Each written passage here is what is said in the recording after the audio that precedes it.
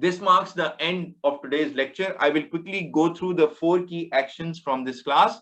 And then if you guys have any questions, we can discuss them as well. Number 1 was we learned about keep your promise, basic principle of dealing with people, which was about rendering trust as well. Because we live in a society with a network of people where we have our personal relationships, we have our professional relationships. So honesty and integrity of character is very, very important for us not to break trust of other people. And Allah subhanahu wa ta'ala orders us to render trust to people, which means to keep our promise. Whenever we are dealing, we should not backstab, we should not talk ill of others, and we should be honest in our both personal and professional relationships. We also learned that we should be honest to other people whom we do not know. And the 2 examples we saw was if somebody drops a wallet, obviously you need to return it to them. It's not like I don't know the person, let me benefit. It's Fazl Allah, Allah subhanahu wa ta'ala has given me the money. So it should not be like this because it's someone else's. So you should try to find them, or if there's an address, you should return. Or if you see that person moving forward, then you just call them out and you return it to them. The second example we saw was on a road accident. These days, people start to fight with each other, trying to prove the other person's fault, while you even in your deep down in your heart, you know it's your fault. So you should be honest, you should have that integrity of character, and you should say, I'm sorry, apologies, it's my fault, and let me cover for the cost and everything else. So we saw different examples: personal relationships, husband-wife relationship, friends, amongst parents and kids. There has to be important trust and honesty on both sides. Similarly, in professional relationships, if you're doing a business, or if you're working, if you have colleagues, if you have a boss, or if you are an employee in a company, then from both sides, trust, an element of trust should be there, and both sides should keep their promise.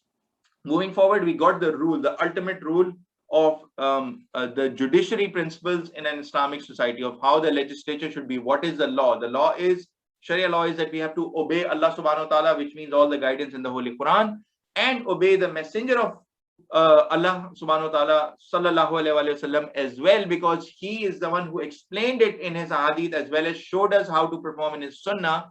So it is very important for us to obey both Allah subhanahu wa ta'ala and obey the messenger of Allah subhanahu wa ta'ala sallallahu alayhi wa sallam. And some of the people who say that, yeah, but you know, hadith and sunnah, we don't really the Holy Quran is the guidance, we only believe in the Holy Quran. Then if you are saying that you believe in the Holy Quran, then that same Holy Quran is telling you to obey Allah subhanahu wa ta'ala and obey the messenger of Allah subhanahu wa ta'ala, Holy Prophet Muhammad sallallahu alayhi wa sallam. Then that basically means you're believing nothing. Sorry, Umar, you were saying something?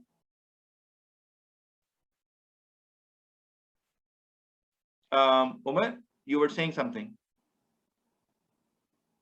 Okay, maybe I think the mic got unmuted. So believing in both, that is the Holy Quran, Hadith, Sunnah, and the Holy Prophet Muhammad sallallahu alaihi wasallam, it is a testimony of our faith, because Allah subhanahu wa ta'ala said, those who believe in Allah, those who believe in Allah subhanahu wa ta'ala and those who believe in the day of judgment actually will obey Allah subhanahu wa ta'ala and also obey the messenger Muhammad sallallahu alaihi wasallam. So it is very important. Now the action number 3 that we learned is we won't be believers until we trust messenger sallallahu alaihi wasallam's judgment.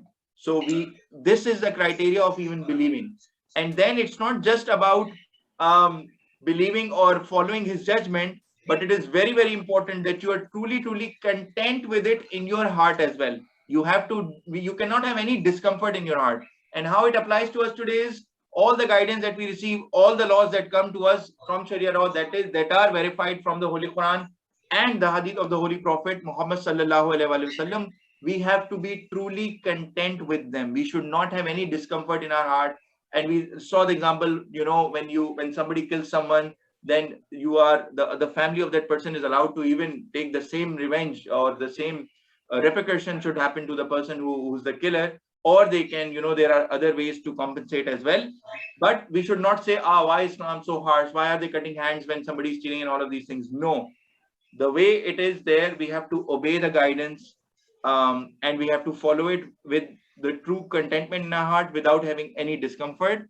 And finally, we learned that both in tough times and in easy times for Muslims, we should remain proud Muslims and continue supporting the Muslim community. And if we believe in the guidance, the right guidance, and if we follow the Holy Quran and if we follow the Hadith and the Sunnah of the Holy Prophet Muhammad sallallahu alaihi wasallam, then we can always stay as proud Muslims. Now, if someone labeled as Muslim does something wrong, then of course you will say that that thing is wrong. You will despise the act. But the point here is, it should not be like that, okay, if something is happening wrong in the world and you say, yes, it's those Muslims, it's not me. And when something good happens, yeah, I'm also a Muslim. That is the point that we need to understand. And there were some hypocrites at the time of the Holy Prophet as well, who used to do and say these things. This marks the end of today's lecture.